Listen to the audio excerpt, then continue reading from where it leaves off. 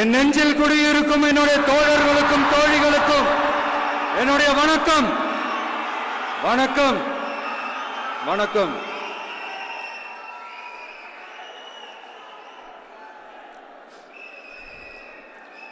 கதறல் சத்தம்லாம் எப்படி இருக்கு?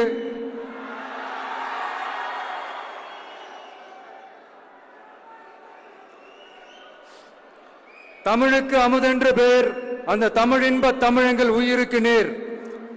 இன்னைக்கு தமிழ்நாடு இருக்கிற சூழல்ல நாம் ஒரு புதிய வரலாற்றை படைப்பதற்கு தயாராக வேண்டிய அவசியத்தை நீங்க எல்லாருமே நல்லா புரிஞ்சு வச்சிட்டு இருப்பீங்கன்னு நான் நம்புறேன்.